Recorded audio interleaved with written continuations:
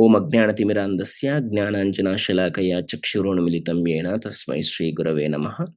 నమ ఓం విష్ణుపదాయ కృష్ణపృష్ఠాయ భూతలే శ్రీమతే భక్తివేదాంతస్వామినితి నామినే.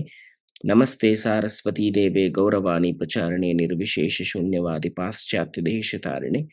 జయ శ్రీ కృష్ణ చైతన్య ప్రభు నిత్యానంద శ్రీ అద్వైత గదధర శ్రీవాస్ ఆది గౌర భక్తవృంద. హరే కృష్ణ కృష్ణ కృష్ణ హరే హరే, హరే రామ రామ రామ హరే హరే. హరే కృష్ణ, అందరికీ దండవత్ ప్రణామాలు. సో మనము భీష్మ స్తుతి సిరీస్ చేసుకుంటున్నాము. దీంట్లో భాగంగా మనము 6 పార్ట్స్ కంప్లీట్ చేసేసాం ఆల్రెడీ. మొదటిగా భీష్ముని జననము మరియు భీష్ముని ప్రతిజ్ఞ తెలుసుకున్నాం. తర్వాత భీష్ముడు తన సొంత గురువైనటువంటి పరశురామునితో ఏ విధంగా యుద్ధం చేశాడు, తన తండ్రికిచ్చిన మాట కోసం అనేది తెలుసుకున్నాం. తర్వాత కురువంశంలో భీష్ముని పాత్ర, కురువంశాన్ని ముందుకు తీసుకెళ్ళడానికి భీష్ముని యొక్క పాత్ర ఏంటి, తర్వాత భీష్ముడికి కృష్ణుడికి మధ్య ఉన్న సంబంధం ఎలాంటిది, ఒకరి పట్ల ఒకరికి ఎటువంటి ప్రేమ ఉంది అనేది తెలుసుకున్నాం. తర్వాత ద్రౌపది వస్త్రాపహరణంలో కానీ, దుర్యోధనుడు యుధిష్ఠిరుని మోసం చేసే సందర్భంలో కానీ భీష్ముడు వివిధ ధర్మాలను అనుసరించి సూక్ష్మ ధర్మం అర్థం కాక ఎలా తన మౌనాన్ని వహించాడు అనేది కూడా తెలుసుకున్నాం. తర్వాత వనవాసంలో ఎప్పుడైతే ఈ యుధిష్ఠిరుడు ఓడిపోయిన తర్వాత వనవాసంలోకి వెళ్తే, ఆ వనవాసంలో ఉన్నప్పుడు పాండవులు భీష్ముడు ఎలా చింతించాడు వాళ్ళ కోసం అనేది మనం తెలుసుకున్నాం. సో ఈ విధంగా యుధిష్ఠిరుడు మిగతా 4 పాండవులతో కలిసి, ద్రౌపదితో కలిసి, ఇంకొక ఋషితో కలిసి వాళ్ళు వనవాసానికి వెళ్ళారు. ఆ వనం పేరేంటి, కామ్యక వనంకి వెళ్ళారు. తర్వాత 12 సంవత్సరాలు గడిచింది. ఆ వనవాసంలో వాళ్ళు ఏమేమి చేశారు, ఏమేమి విద్యలు నేర్చుకున్నారు, ఎటువంటి పనులు చేశారు అనేది కూడా చాలా స్ట్రక్చర్డ్‌గా, డీటెయిల్డ్‌గా తీసుకున్నాం మనం. అగైన్ మనం ఇదంతా భీష్మ స్తుతి కోసం చేస్తున్నాం కాబట్టి ఓన్లీ సమ్మరైజ్డ్ వెర్షన్ ఆఫ్ మహాభారతే చూస్తున్నాం. ఓకే. మొత్తం మనం చాలా డీటెయిల్డ్‌గా, చాలా డెప్త్‌గా ఏమి వెళ్ళట్లేదు. ప్రతి ఒక్కటి కవర్ చేయట్లేదు మనం. ఓన్లీ మెయిన్ ఇన్సిడెంట్స్ జస్ట్ మీ అందరికి ఒక ఓవర్‌వ్యూ రావడానికి మహాభారత్, అది భీష్మ స్తుతి, భీష్ముని యొక్క క్యారెక్టర్ ఏంటో అర్థం చేసుకోవడానికి మాత్రమే చెబుతున్నాను. ఇంకా మహాభారతం చదవాలంటే ఇట్స్ వెరీ డీటెయిల్డ్‌గా చదువుకోవచ్చు. కానీ మనం ఇక్కడ only very high level overview చూస్తున్నాం అంతే. So that you get to know different characters. Okay. డీటెయిల్‌గా మనం తెలుసుకోవట్లేదు. సో ఓవర్‌వ్యూ తెలుసుకుంటున్నాం. సో ఈ విధంగా 12 సంవత్సరాల వనవాసం అయిపోయింది. ఇప్పుడు పాండవులు అజ్ఞాతవాసం చేయాలి. ఈ అజ్ఞాతవాసంలో పాండవులు ఒకవేళ కనిపిస్తే వాళ్ళు మళ్ళీ 12 సంవత్సరాలు వనవాసం చేయాలి. 1 సంవత్సరం అజ్ఞాతవాసం చేయాలి. వీళ్ళెక్కడ కనిపించరో అని చెప్పేసి దుర్యోధనుడు కనిపించాలి అని మళ్ళీ వాళ్ళు వనవాసంకెళ్ళాలని, మళ్ళీ వాళ్ళ జీవితం అలానే ఉండాలని చెప్పేసి దుర్యోధనుడు వెతకడం మొదలుపెట్టాడు వాళ్ళ కోసం. అది చాలా తప్పు.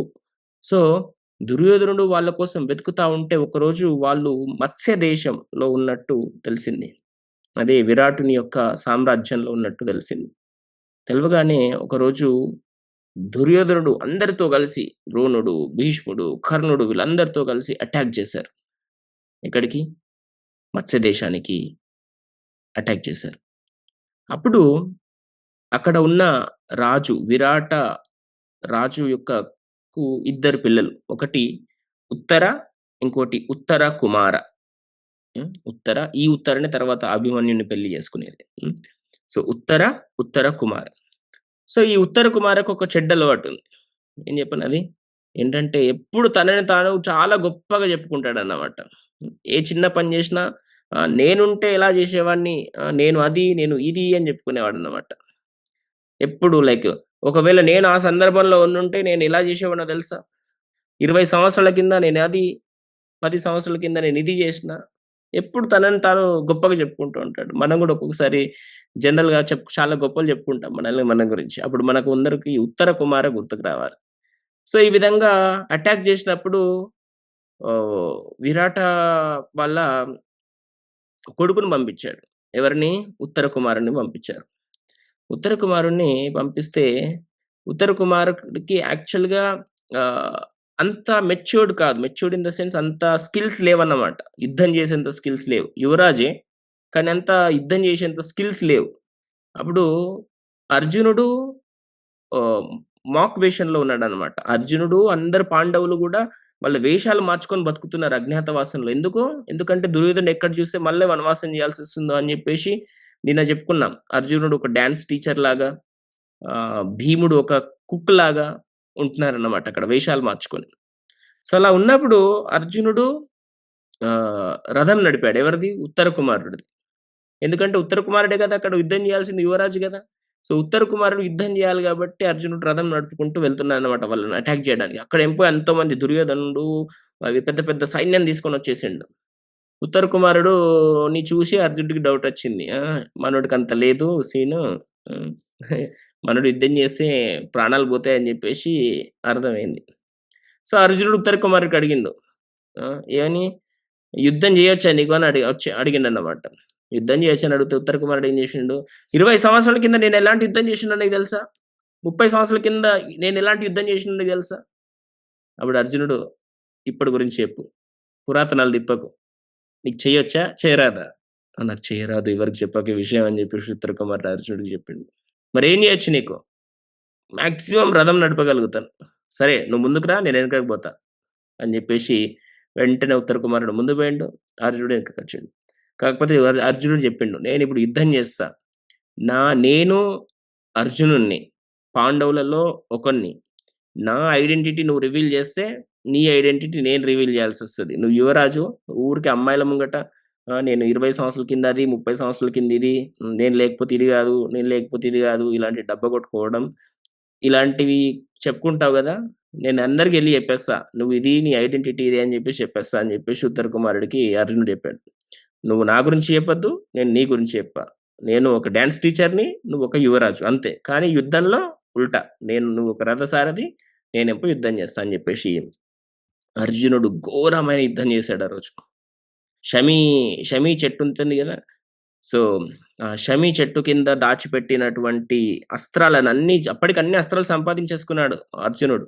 అన్నీ సంపాదించుకొని ఎక్కడ పెట్టాడని తెలుసుకున్నాం నిన్న మనము. షమీ చెట్టు కింద పెట్టాడు.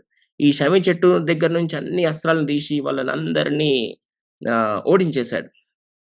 ఈ అర్జునుడు చేసే యుద్ధానికి అందరూ షాకయిపోయారు. ఈ విధంగా ఒకళ్ళు యుద్ధం చేయడమా? అది ఒక డాన్స్ టీచర్‌లాగా ఎవరో ఉన్నారు ఈయన. ఇంతటి యుద్ధం ఖచ్చితంగా అర్జునుడే చేయగలడు అనే డౌటొచ్చింది చాలా మందికి. అర్జునుడు తప్ప ఇంత గొప్ప యుద్ధాన్ని ఇంకెవరు చేయలేరు. అంత స్కిల్ ఎవరికీ లేదు అని అందరికి డౌటొచ్చింది. ద్రోణుడికి, భీష్ముడికి ఆల్రెడీ తెలిసిపోయింది ఇది అర్జునుడే అని. కానీ సైలెంట్‌గున్నారు. ఎందుకంటే వాళ్ళకు పాండవుల పైన ఎప్పుడు కూడా ఒక సాఫ్ట్ కార్నర్ ఉంటుంది భీష్ముడికి, ద్రోణుడికి. వాళ్ళు ధర్మంకు కట్టుబడి సైలెంట్‌గున్నారే గానీ, పాండవులు నాశనం అయిపోవాలని ఏ రోజు గూడా కలలో గూడా కోరుకోలేదు వాళ్ళు. సో, భీష్ముడు, ద్రోణుడు అంతా తెలిసినా గూడా సైలెంట్‌గా ఉన్నారనమాట. సో, అందరిని ఓడించేసరికి భీష్ముడు కర్ణుడిని తిట్టాడు. ఏమని? ఎప్పుడు నేను సింగిల్ హ్యాండెడ్‌గా ఆళ్ళనోడిస్తా, ఈళ్ళనోడిస్తా అని ఎప్పుడు చెప్పుకుంటా ఉంటావు. కనీసం ఒక నార్మల్ పర్సన్‌ని నువ్వు ఎదిరించలేకపోయినావు. నువ్వేం సైన్యాధిపతివవుతావు అని జెప్పేసి కర్ణుడికి తిట్టడం మొదలుపెట్టాడు భీష్ముడు అక్కడ.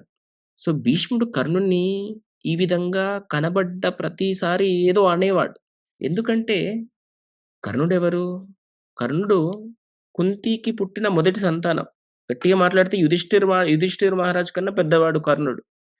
కుంతి మహారాణి ఇంటికి ఒకరోజు దుర్వాస ముని వచ్చినప్పుడు తన హాస్పిటాలిటీ, తన ఆతిథ్యం నచ్చి దుర్వాస ముని ఒక వరం ఇచ్చాడు. దుర్వాస ముని వల్లనే చాలా లీలలు జరుగుతాయి. మనమందరం నారద ముని గురించి మాట్లాడుకుంటాం గానీ, దుర్వాస ముని గురించి మాట్లాడుకోవాలంటే చాలా ఉన్నాయి. సో, దుర్వాస ముని ఏం వరం ఇచ్చాడు? హ్మ్.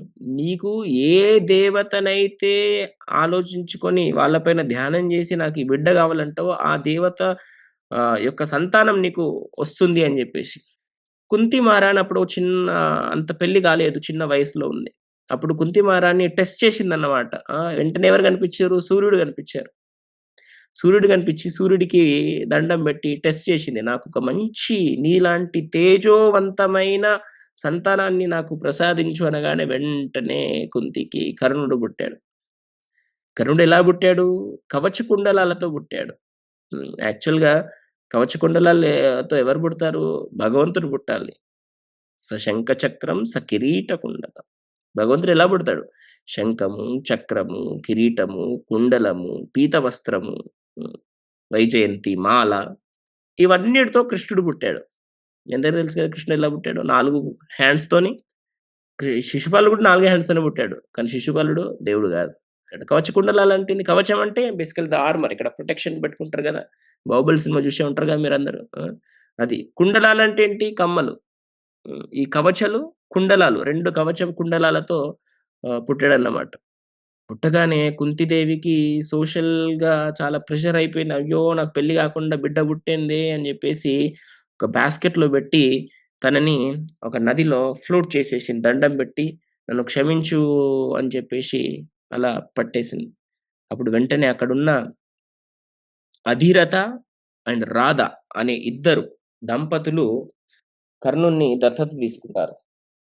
వాళ్ళిద్దరు ఎంతో ప్రేమగా కర్ణుడిని పెంచుకున్నారు. అందుకే కర్ణుడికి ఇంకొక పేరేంటంటే రాధేయ అని కూడా అంటారు. రాధేయ ఎందుకంటే రాధ అంటే మన శ్రీమతి రాధారాణి గాదు. వేరే రాధ. అక్కడున్న ఒక రథసారథి యొక్క భార్య. సో, ఆ రాధ ఎంతో ప్రేమతో పెంచుకుంది గాబట్టి ఆయనకు రాధేయ అని పేరు. కాకపోతే కర్ణుడికి ఎప్పుడు కూడా ఈ ఆర్చరీ నేర్చుకోవాలని చాలా ధనుర్విద్య నేర్చుకోవాలని ఎంతో ఆశ ఉండేదన్నమాట. ఆ ధనుర్విద్య కోసం ద్రోణ దగ్గరికెళ్తే ద్రోణుడు రిజెక్ట్ చేశాడు. ఎవరిని? కర్ణుడిని. ఎందుకంటే అది క్షత్రియుడు కాదు. క్షత్రియులు దీన్ని నేర్చుకోవడానికి అర్హులు కారు అని చెప్పేసి రిజెక్ట్ చేశారన్నమాట. తర్వాత పరశురాముడి దగ్గర ఐడెంటిటీ మార్చుకొని అంటే ఒక క్షత్రియుడిలాగా ఒక బ్రాహ్మణులాగా. ఎందుకంటే పరశురాముడు క్షత్రియులకు వ్యతిరేకం. ఎందుకంటే ఆ క్షత్రియులే వాళ్ళ నాన్నని చంపేశారు గాబట్టి. సో, క్షత్రియులకు విద్య నేర్పించేవాడు గాదు. బ్రాహ్మణులకు విద్య నేర్పించేవాడు పరశురాముడు. సో, కర్ణుడెవరు? క్షత్రియుడు. సో, బ్రాహ్మణులాగా వెళ్లి పరశురాముని దగ్గర విద్య నేర్చుకున్నాడు. ఎంతో గొప్ప విద్య. అర్జునుడితో సమానంగా యుద్ధం చేసే విద్య నేర్చుకున్నాడు కర్ణుడు. ఈక్వల్ అర్జునుడు ఎంత గొప్పవాడో కర్ణుడు అంతే గొప్పవాడు ధనుర్విద్యలో. కానీ ఒకరోజు పరశురాముడు తన ఒళ్ళో నిద్రపోతే, తన గురువుకు సేవ చేయాలి అనే ఒక ఉద్దేశంతోని తన ఒళ్ళో పడుకోబెట్టుకున్నాడు పరశురాముడిని కర్ణుడు. కర్ణుడికి అన్నీ బ్యాడ్ గుణాలు లేవు. కర్ణుడికి చాలా మంచి గుణాలు గూడా ఉన్నాయి. చూడు ఎంత చక్కటి సేవ చేస్తున్నాడో గురువుకి. అలా చేస్తున్నప్పుడు ఒక తేలొచ్చి కర్ణుడిని కుడుతుంది. కుట్టగానే ఎక్కడ నా తొడ ఇలా కదిపితే నా గురువు యొక్క నిద్ర డిస్టర్బ్ అయిపోతుందో అని జెప్పేసి ఎంతో ఓర్చుకున్నాడు.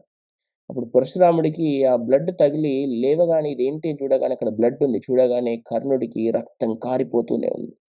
అప్పుడు పరశురాముడు కనిపిస్తుంది. ఏమని? "నువ్వు క్షత్రియుడివి, బ్రాహ్మణుడివి కాదు. ఎందుకంటే ఒక బ్రాహ్మణుడికి ఇంత ఓర్చుకునే శక్తి ఉండదు. ఓన్లీ క్షత్రియుడికి అంతటి శక్తి ఉంటుంది. నేను క్షత్రియులకు వ్యతిరేకం. కానీ నేను క్షత్రియుడివని నాకు చెప్పావు. అబద్ధమాడావు" అని జెప్పేసి పరశురాముడు శపించాడు కర్ణుడిని. ఏమని? "నీకు ఏ రోజైతే చాలా యూజ్‌ఫుల్‌గా ఉంటుందో నేను జెప్పిన విద్య, బ్రహ్మాస్త్ర గాని, ఏ అస్త్రం గాని, ఆ రోజు నీకు గుర్తురాదు ఆ మంత్రం." యాక్చువల్‌గా ఒక అస్త్రం ప్రయోగించాలంటే వాళ్ళొక ప్రణామం చేయాలి. ఆ మంత్రం చెప్పాలి. అప్పుడే అస్త్రం పనిచేస్తుంది. మీరు సినిమాలో చూస్తుంటారు కదా! ఇలా పెట్టి ఒక మంత్రం చెబుతారు. ఆ మంత్రం చెప్పి ఇలా ఏస్తారన్నమాట. అప్పుడే పనిచేస్తది. అప్పటి వరకు పనిచేయదు ఆ మంత్రం. ఆ బాణం పనిచేయదు. ఆ టైంలో ఆ మంత్రం గుర్తుకు రాదు నీకు అని జెప్పేసి శపిస్తాడు. అదే విధంగా ఇంకొక రోజు యాక్సిడెంటల్‌గా ఒక ఆవుని చంపుతాడు కర్ణుడు. ఆ ఆవు యొక్క ఓనరు ఇంకొక శాపం పెడతాడు. "నీ రథ చక్రము భూమిలో ఇరుక్కుపోతుంది నీ యుద్ధంలో" అని జెప్పేసి ఒక శాపం పెడతాడు. సో, ఈ విధంగా వివిధ శాపాలు కర్ణుడికి ఉంటాయి. ఒకరోజు కర్ణుడు అక్కడున్న అక్కడ అప్పుడప్పుడు కొన్ని షోస్ అవుతుంటాయన్నమాట అక్కడ. ఇక్కడ ఎలా అయితే మనకు ఫుట్‌బాల్ షోస్ ఇలా ఎలా అవుతుంటాయో కాన్సర్ట్స్ ఎలా అవుతుంటాయి. అక్కడ గూడా మిలిటరీ కాన్సర్ట్స్ అయ్యేవి. మిలిటరీ టోర్నమెంట్స్ అయ్యేవన్నమాట అక్కడ రాజసూయాలో. సో, అప్పుడు కర్ణునికి అలో చేయలేదు ఎవరు కూడా. ఎందుకు? ఎందుకంటే ఆయన క్షత్రియుడు కాదు గాబట్టి తక్కువ స్థాయిలో పుట్టాడు గాబట్టి, ఒక సూతపుత్రుడు కాబట్టి తనను అలో చేయలేదక్కడ తన స్కిల్స్ ప్రెజెంట్ చేయడానికి. కానీ కర్ణుడికి అర్జుని పైన గెలవాలి. అర్జునుడే అందరికన్నా గొప్ప స్కిల్ ఉన్నవాడు అంటున్నారు. అర్జునుడిని నేను ఓడించాలి. నేను ప్రూవ్ చేసుకోవాలి. నాకు శక్తి ఉంది. నాకు ఆ స్కిల్ ఉంది అని చెప్పేసి కర్ణుడు ఎప్పుడు బాధపడేవాడు. చాలా బాధపడేవాడు. ఎప్పుడైతే వీళ్ళను ఇగ్నోర్ చేశారో, ద్రోణుడు రిజెక్ట్ చేశాడో, పరశురాముడు రిజెక్ట్ చేశాడో, నా వర్ణం ఎందుకు అడ్డొస్తుంది నాకు? నాకు స్కిల్ ఉంది అని చెప్పేసి ఎప్పుడు బాధపడేవాడు. అప్పుడు వెంటనే దుర్యోధనుడికి ఒక ఆలోచన వచ్చింది. ద పర్ఫెక్ట్ పొలిటీషియన్ ఎవరంటే దుర్యోధనుడు. అంతకన్నా పెద్ద పొలిటీషియన్ ఇంకోటి ఉండడు. ప్రతి ఒక్కదాన్ని క్యాష్ చేసుకునేవాడు. ప్రతి ఒక్కదాన్ని తనకు అనుకూలంగా మార్చుకునేవాడు. అక్కడ ఉన్న కర్ణుడి యొక్క డెడికేషన్ చూసి, కర్ణుడి యొక్క శక్తి చూసి, కర్ణుడి యొక్క లాయల్టీ టు పరశురామ్, ఈ skills in archery, the dedication towards his goal, ఇవన్నిటిని దుర్యోధనుడు చూశాడు. చూడగానే వెంటనే దాన్ని పొలిటీషియన్ లాగా వెంటనే కర్ణుడికి అంగదేశ రాజ్యాన్ని ఇచ్చేసి, నేను ఈ రోజు నుంచి కర్ణుడు క్షత్రియుడు, కర్ణుడు ఒక దేశానికి రాజు, కర్ణుడు ఎవరితో అన్న పోటీ చేయగలడు అనే ఉద్దేశంతో అంగదేశానికి రాజుని చేసేసాడు. తన సొంత చిన్న నాన్న వాళ్ళ కొడుకుల్ని ఒక 5 గ్రామాలు ఇయ్యరా నాయనా అంటే కనీసం ఒక సూది పెట్టుకునేంత కూడా ఇయ్యనన్నవాడు అంగదేశాన్ని ఇచ్చేశాడు. ఎవరికి? ఎవరో తెలియదాయన. This is called envy. Envy అంటారు దీన్ని. ఇది మంచిది కాదు. ఇది ఒకళ్ళ పతనంకు తోడ్పడుతుంది. మనం కూడా ఒక్కొక్కసారి మన మేలు కోరుకునే వాళ్ళకన్నా మనము ఇంకొకళ్ళకు వాళ్ళు మనకు హెల్ప్ అవుతారని చెప్పేసి వాళ్ళ సాంగత్యం చాలా తీసుకుంటాం. కానీ ఎప్పుడు కూడా మనల్ని మేలు కోరుకునే యుధిష్ఠిరుడు ఎప్పుడు కూడా అర్జునుడిని ఒక విధంగా, యుధిష్ఠిరుడు ఎప్పుడు కూడా అర్జునుడిని ఒక విధంగా, దుర్యోధనుడిని ఒక విధంగా చూడలేదు. ఇద్దరు నా తమ్ముళ్ళే అనుకున్నాడు యుధిష్ఠిరుడు. ఇద్దరు సమానమే అనుకున్నాడు. ఒకవేళ యుధిష్ఠిరుడు రాజు అయితే ద్రోణుడికి రాజ్యం ఇయ్యకపోతుండేనా? ద్రోణుడు కాదు. ఒకవేళ యుధిష్ఠిరుడు రాజు అయి ఉంటే దుర్యోధనుడికి రాజ్యం ఇయ్యకపోతుండేనా? ఇచ్చేవాడు. ఎందుకంటే యుధిష్ఠిరుడు ఏ రోజు కూడా అర్జునుడు వేరు, దుర్యోధనుడు వేరు అని చెప్పుకోలేదు, చూసుకోలేదు. ఇన్ఫాక్ట్ దుర్యోధనుడికి గంధర్వులు కిడ్నాప్ చేస్తే ఆడు మన తమ్ముడు అని చెప్పేసి అర్జునుడిని పంపించి కాపాడని చెప్పాడు. ఆ టైంలో కర్ణుడు కాపాడలేకపోయాడు దుర్యోధనుడిని. మీకు తెలుసా? దుర్యోధనుడు కాపాడలేకపోయాడు. కానీ కర్ణుడు కాపాడలేని దుర్యోధనుడిని కూడా ఎవరు కాపాడారు? అర్జునుడు కాపాడాడు. సో ఈ విధంగా కర్ణుడు అంగదేశానికి రాజు అయ్యాడు. ఆ ప్రేమ చూసి ఒకే ఒక పర్సన్ కర్ణుడిని దగ్గర తీసుకుంది ఎవరు అంటే కర్ణుడు. కాబట్టి ఆ కర్ణుడికి జీవితాంతం ఒక బానిసలాగా ఉండిపోయాడు. ఇంకా లైఫ్ టైం ఫ్రెండ్షిప్, ఇక నువ్వు తప్ప నాకు ఇంకెవరు లేరు ప్రపంచంలో అని చెప్పేసి కర్ణుడు ఫిక్స్ అయిపోయాడు. అప్పటి నుండి దుర్యోధనుడు చేసే ప్రతి ఒక్క చెడ్డ పనికి కర్ణుడు హెల్ప్ చేశాడు. ఎప్పుడైతే ద్రౌపదిని వస్త్రాపహరణానికి తీసుకొచ్చినప్పుడు వెంటనే కర్ణుడు ఏమన్నాడంటే, ఓ పాంచాలి పంచభ్రతుగా, 5 హస్బెండ్స్ ఉన్న నువ్వు ఒక పతివ్రతవా అన్నట్టు మాట్లాడాడు కర్ణుడు. That is the biggest mistake that Karna did. Biggest mistake. Actually Draupadi స్వయంవరంలో కర్ణుడు కూడా ఉండే. కర్ణుడు గెలవలేకపోయాడు ద్రౌపదిని. అర్జునుడు గెలిచాడు. అది కూడా మనసులో పెట్టుకున్నాడు కర్ణుడు. గంధర్వులు దుర్యోధనుని కిడ్నాప్ చేసినప్పుడు దుర్యోధనుడు కర్ణుని కాపాడుకోలేకపోయాడు. కర్ణుడు దుర్యోధనుని కాపాడుకోలేకపోయాడు. కానీ అర్జునుడు కాపాడాడు. ఇవన్నిటిని మనసులో పెట్టుకొని కర్ణుడు ఇంకా దుర్యోధనుడి పైన ప్రేమతోని తన సొంత తమ్ముళ్ళు కానీ వాళ్ళకేం చేశాడు? వాళ్ళ భార్యని అవమానించాడు. ఎంకరేజ్ చేశాడు ఆ యాక్టివిటీని. ద్రౌపది వస్త్రాపహరణాన్ని ఎంకరేజ్ చేశాడు. That is the biggest mistake Karna did. అది క్షమించరాని తప్పు. అప్పటి నుంచి కృష్ణుడు, అర్జునుడు వీళ్ళిద్దరు మాత్రం ఎప్పుడు కూడా కర్ణుడిని క్షమించాలి అని అనుకోలేదన్నమాట. ఈ డిస్రెస్పెక్టెడ్ ద్రౌపది లైక్ ఎనీథింగ్. అందుకోసమే ఈ వర్ణము కాదు యాక్చువల్గా భీష్ముడు, ద్రోణుడు ఏకలవ్యుణ్ణి కానీ మన కర్ణుణ్ణి కానీ రిజెక్ట్ చేసింది వాళ్ళ వర్ణం గురించి కాదు. యాక్చువల్గా వాళ్ళ ఇంటెన్షన్ గురించి. వాళ్ళ ఇంటెన్షన్ ఇస్ నాట్ రైట్. భీష్ముడు సైలెంట్గా ఉన్నాడు ద్రౌపది వస్త్రాపహరణంలో. కర్ణుడు దాన్ని ఆపలేదు. కానీ రెండిటికి తేడా ఏంటి? భీష్ముడు ధర్మానికి కట్టుబడి, ధర్మానికి బౌండ్ అయిపోయి, ఏది కరెక్టో, ఏది తప్పు అని జెప్పేసి తన ప్రామిసెస్‌ని కన్సిడరేషన్‌లోకి తీసుకొని, స్త్రీ ధర్మము, ధర్మము, క్షత్రియ ధర్మం ఇవన్నీ కన్సిడరేషన్ తీసుకొని సైలెంట్‌గున్నాడు. కానీ దాన్ని ప్రోత్సహించలేదు. ప్రొవోక్ చేయలేదు ఎవరిని గూడా. కానీ కర్ణుడు తన ఫ్రెండ్ పైన ప్రేమతోని తన ఫ్రెండ్ పైన ప్రేమతోని ఇంకేదో మనసులో పెట్టుకొని ఆ యాక్టివిటీని ఎంకరేజ్ చేస్తున్నాడిక్కడ. రెండిటికి చాలా తేడా ఉంది. 2 సేమ్ అనిపించొచ్చు మనకు. కానీ 2 సేమ్ కాదు. భీష్ముడు లోపల ఏడుస్తున్నాడు. అయ్యో! ఇంత గొప్ప రాజ్యంలో ఇలాంటి యాక్టివిటీ జరుగుతుందని జెప్పేసి దుర్యోధను లోపల లోపల ఏడుస్తున్నాడు. బాధపడుతున్నాడు. కానీ కర్ణుడు దాన్ని ఆనందిస్తున్నాడు. చాలా పెద్ద డిఫరెన్స్ రెండిటికి. అందుకోసమే ద్రోణుడు గాని, భీష్ముడు గాని, కర్ణుడిని ఏ రోజు గూడా ఒక గొప్ప ఆర్చర్ లాగా చూడలేదు. వాళ్ళెప్పుడు అర్జునుడే గొప్ప అనేవాళ్ళు. దాన్ని జూసి కర్ణుడికి చాలా మంట పుట్టేదన్నమాట. అర్జునుడు గొప్ప అనగానే వాళ్ళకు మంట పుట్టేది. అదే విధంగా ఇప్పుడు అజ్ఞాతవాసంలో భీష్ముడు కర్ణుడిని తిట్టినప్పుడు ఇంకా వైల్డ్ అయిపోయాడన్నమాట కర్ణుడింక. తర్వాత యుద్ధం స్టార్ట్ అయ్యేటప్పుడు తర్వాత తెలుసుకుంటాం మనము. కృష్ణుడెళ్లి చెప్తాడు కర్ణుడికి తన బర్త్ సీక్రెట్. "బాబు నువ్వు కుంతి పుత్రుడివి. పాండవులు ఎవరో గాదు నీ తమ్ముళ్ళు. వాళ్ళకి నువ్వు సపోర్ట్ చేయాలి. నీ తమ్ముళ్ళని నువ్వు సపోర్ట్ చేయకపోతే ఎలా?" అని జెప్పేస్తే కర్ణుడు ఏమంటాడంటే, "నేను దుర్యోధనుడిని మోసం చేయలేను" అంటాడు. ఇక్కడ ఇది కూడా వాలిడ్ అనిపిస్తుంది మనకు. తప్పేముంది? దుర్యోధనుడే కదా తనకు జీవితాన్నిచ్చింది. తప్పేంటి? పాండవులేం తప్పు చేశారిక్కడ? పాండవులకు తెలుసా కర్ణుడు మా అన్న అని? తెలీదు. కుంతీదేవి ఆ విషయం చెప్పలేదు. ఆ తప్పు అయితే కుంతీదేవిదవుతుంది గానీ పాండవులదెలా అవుతుంది తప్పక్కడ? ఇంకో విషయం. తర్వాత యుద్ధం అయిపోయిన తర్వాత పాండవులకి ఎప్పుడైతే కర్ణుడు వాళ్ళ అన్న అని తెలుస్తుందో పాండవులు ఎంతో బోరున ఏడ్చేస్తారు. అయ్యో! మా అన్నని మేమే చంపుకున్నామా అని చెప్పేసి పిండ ప్రదానం చేస్తారు తన అన్నయ్యకి. ఒకవేళ ముందే తెలిసినుంటే కర్ణుడు మా అన్న అని చెప్పేసి పాండవులు చంపేవాళ్ళా? చంపేవాళ్ళు కాదు. కానీ కర్ణుడు ఎప్పుడైతే కృష్ణుడెళ్లి బర్త్ సీక్రెట్ చెప్పాడో, కర్ణుడేమన్నాడంటే, "నేను దుర్యోధనుడిని మోసం చేయలేను. దయచేసి ఈ విషయాన్ని పాండవులకు రివీల్ చేయొద్దు. ఎందుకంటే వాళ్ళకి రివీల్ చేస్తే వాళ్ళ స్పిరిట్ పోతుంది. వాళ్ళు యుద్ధం సరిగ్గా చేయలేరు. నేను నలుగురిని మాత్రం చంపను. ఎవరెవరిని? యుధిష్ఠిరుడిని, భీముడిని, నకులుడిని, సహదేవుడిని. కానీ అర్జునుడిని మాత్రం నేను వదలను" అని జెప్పేసి కర్ణుడు చెప్పాడు. ఎందుకంటే అర్జునుడిని ఓడించడమే కర్ణుడి యొక్క లక్ష్యం. ఎందుకంటే చిన్నప్పటి నుంచి అర్జునుడి వల్లనే తనను ధిక్కరించారందరూ. అర్జునుడితో ఈక్వల్ స్కిల్స్ ఉన్న కర్ణుడిని ఎప్పుడు ఆ అవకాశం రాలేదు. నేను వాడిని చంపుతా, చంపి చూపిస్తా, నేనేంటో నిరూపించుకుంటా. That is my lifetime achievement అని చెప్పేవాడు కర్ణుడు. కృష్ణుడు ఏమనకుండా ఇంకా ఎళ్ళిపోయాడన్నమాట. కుంతి ఏడుస్తుంది ఇవన్నీ జూసి. అయ్యో! నా బిడ్డలు ఒకే కడుపున పుట్టిన బిడ్డలందరూ ఇలా కొట్టుకుంటున్నారని జెప్పేసి ఏడుస్తుందన్నమాట.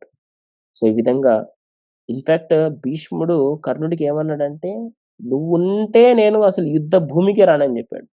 ఎందుకంటే నువ్వొక సూతపుత్రుడివి. నీకొక నీకొక ధర్మం తెలీదని జెప్పేసి చెప్తున్నవాడు. నీకు ధర్మం తెలీదు. ఏం తెలీదు. కనీసం ద్రౌపది స్వయంవరంలో నువ్వు గెలవలేకపోయావు. నువ్వా పెద్ద యోధుడివి. ఆ! దుర్యోధనుడిని కాపాడుకోలేకపోయావు గంధర్వుల నుంచి. నువ్వా పెద్ద యోధుడివి. ఏదన్నా చేసి చూపించి అప్పుడు నిన్ను నమ్ముతా అనేవాడు. భీష్ముడు ఇట్లా అనేవాడు. దానికి కర్ణుడు చాలా చాలా బాధపడేవాడు. కర్ణుడు రిటర్న్‌గా ఏమన్నాడు? "నువ్వు ఇంత ముసలైపోయిన నువ్వు నాకు యుద్ధం గురించి చెప్తున్నావని" ఉల్టా తిట్టేవాడు. "నువ్వు యుద్ధ భూమిలో ఉన్నంత వరకు నేను ఆ యుద్ధానికి రానని" కర్ణుడు ఉల్టా భీష్ముడికన్నాడు. ఈ విధంగా భీష్ముడికి, కర్ణుడికి మధ్య వైరం ఉండేదన్నమాట.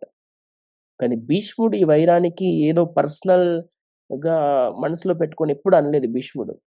భీష్ముడు ఎందుకన్నాడు ఇవన్నీ అంటే, భీష్ముడు ఎంత బయటకి పాండవులకు వ్యతిరేకం అనిపించినా, లోపల మాత్రం పాండవులంటే ఎప్పుడు ఒక సాఫ్ట్ కార్నర్. వాళ్ళు గెలవాలి, వాళ్ళు రాజు అవ్వాలి, వాళ్ళు రాజ్యాన్నేలాలి, రాజ్యం యొక్క ప్రజలందరూ బావుండాలి. నేను చేసిన తప్పులన్నీ పోవాలి. వీళ్ళని రాజులు చేస్తే వీళ్ళకు నేను సేవ చేయాలి. ఇది నాకు నిజమైన సంతోషాన్నిచ్చేది. దుర్మార్గుడికి నేను సేవ చేస్తున్నా అని జెప్పేసి ఎప్పుడు బాధపడేవాడు. భీష్ముడు ఎన్ని సాక్రిఫైసెస్ చేశాడండి అసలు. తన తండ్రి పెళ్లి కోసము తన సొంత పెళ్లినే త్యాగం చేసేసిన గొప్ప పర్సన్ భీష్ముడు. తన తన తమ్ముళ్ళ పెళ్ళిళ్ళ కోసం ఒక శాపాన్ని తీసుకున్న గొప్ప పర్సన్ భీష్ముడు. తన తండ్రికిచ్చిన మాటను తప్పకుండా ఏ విధంగా అయితే రామచంద్రుడు తన తండ్రి మాట ఎప్పుడు జవదాటలేదో, అలాగే భీష్ముడు గూడా తన తండ్రి యొక్క మాటను నిలబెట్టుకోవడానికి, తన తండ్రికిచ్చిన మాటను నిలబెట్టుకోవడానికి తన తండ్రికిచ్చిన మాటను నిలబెట్టుకోవడానికి సొంత గురువుతో యుద్ధం జేశాడు. సో, ఈ విధంగా భీష్ముడు చేసిన పనులన్నీ మనకు తప్పుగా కనిపించినా, లోపల భీష్ముని intention is completely different. It's not like Karna. కర్ణుడు అలా గాదు. లోపల కుంగిపోయాడు. ఇప్పుడు కర్ణుడికి అన్యాయం జరిగిందనుకోండి. భీష్ముడికి అన్యాయం జరగలేదిక్కడ. భీష్ముడికి అన్యాయం జరిగింది చాలా సార్లు. అంత గొప్ప భీష్ముడు రాజ్యానికి నేను బానిస అన్నా గూడా దుర్యోధనుడు ఏ రోజు కూడా మారలేదు. అయ్యో! నా తాత ఇంత కష్టపడుతున్నాడు నా రాజ్యం కోసం. ఇంత కుంగిపోతున్నాడు నాకు సేవ చేస్తున్నందుకు నేను కనీసం మారాలి అని ఏ రోజైనా అనుకున్నాడా దుర్యోధనుడు? సో, కర్ణ, దుర్యోధనుడి friendship is not a true friendship. That is a very bad friendship. ఎందుకు? దుర్యోధనుడికి రాజ్యం గావాలి. కర్ణుడికి ఫేమ్ గావాలి. You scratch my back, I will scratch your back. This is the this is not true friendship. This is a fake friendship. నువ్వు నాకు help చేయి, నేను నీకు హెల్ప్ చేస్తా. ఇండైరెక్ట్‌గా వాళ్ళు ఒకళ్ళదొకళ్ళు చెప్పుకోలేదు గానీ, కర్ణుడికి ఫేమ్ ఇవ్వకపోతే దుర్యోధనుడి దగ్గరికెళ్తుండేనా? ఎళ్ళకుండే. దుర్యోధనుడు కర్ణుడి స్కిల్స్ లేకుంటే కర్ణుడిని దగ్గర తీసుకునేవాడా? తీసుకునేవాడు కాదు. This is not a true friendship. You దుర్యోధనుడు యుధిష్ఠిరుడితో ఫ్రెండ్‌షిప్ చేయాల్సింది. ఎందుకంటే యుధిష్ఠిరుడు వీడు నా తమ్ముడు అనుకున్నాడు. వీడు నిన్ను కాపాడాలి అనుకున్నాడు. వీడు నాశనం అయిపోలేదని ఏ రోజు అనుకోలేదు. సో, ఈ విధంగా భీష్ముడు ఎంతో బాధతో ఇవన్నీ అనుభవిస్తూ కర్ణుడికి ఇష్టం లేకపోయినా కర్ణుడిని తిట్టుకుంటూ ఎందుకంటే ఎక్కడ ఈ పాండవులను నాశనం చేసేస్తాడో ఈ కర్ణుడు అని చెప్పేసి. కానీ తర్వాత యుద్ధం అయిపోయిన తర్వాత ఇన్‌ఫాక్ట్ దే బోత్ ఇద్దరు ఒకళ్ళదొకళ్ళకి సారీ చెప్పుకున్నారు. దుర్యోధనుడు కర్ణుడికి చెప్పాడు. నా ఇంటెన్షన్స్ వేరు కర్ణ.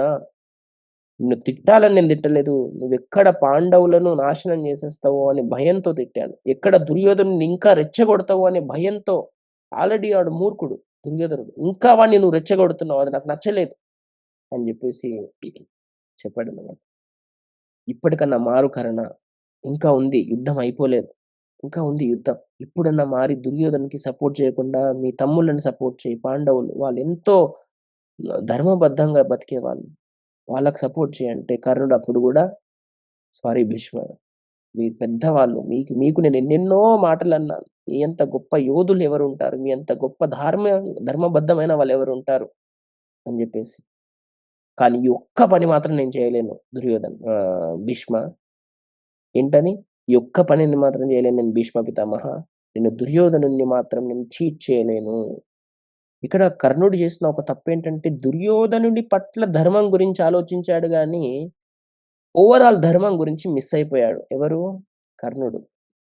ద్రౌపది వస్త్రాపహరణం చేసినప్పుడు ఏమైపోయింది తన ధర్మము? స్త్రీని అవమానించడం ధర్మమా? కాదు. అట్‌లీస్ట్ బాధపడ్డాడా భీష్ముడిలాగా? లేదు. ద్రౌపదికి 4 మాటలన్నాడు పల్లెత్తి.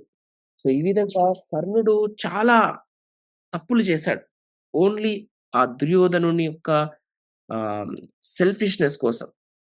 అది పసిగట్టలేకపోయాడు. దుర్యోధనుడు నన్ను వాడుకుంటున్నాడనే విషయం పసిగట్టలేకపోయాడు. దోస్తు మేరా దోస్త్ అన్నట్టు ఇద్దరు ఒకళ్ళదొకళ్ళు you scratch my back, I will scratch your back అన్నట్టు.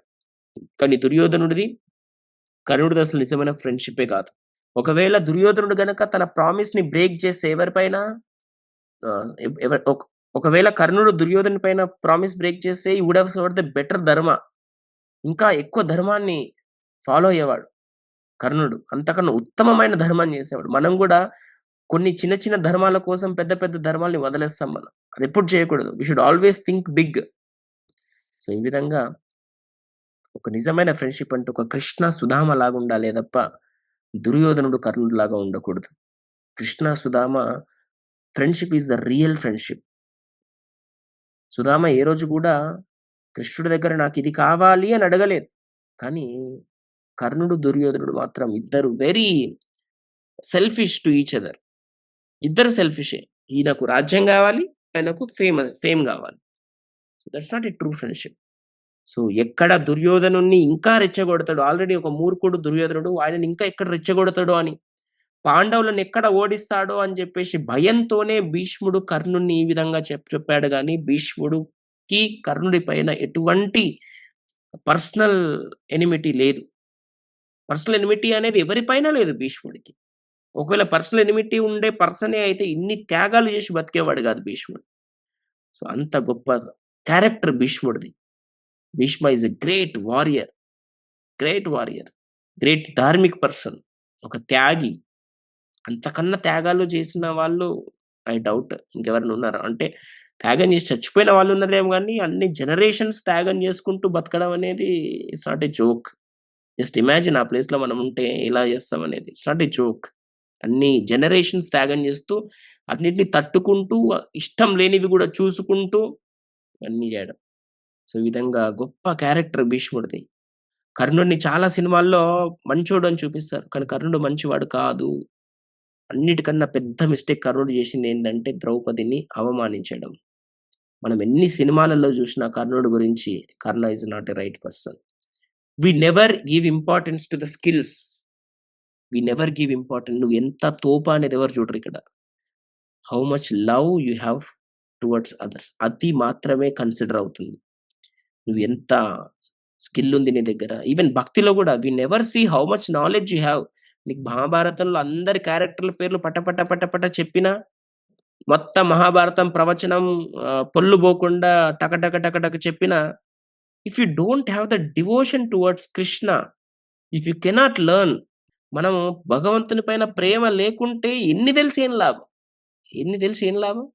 అది జ్ఞానం మాత్రమే.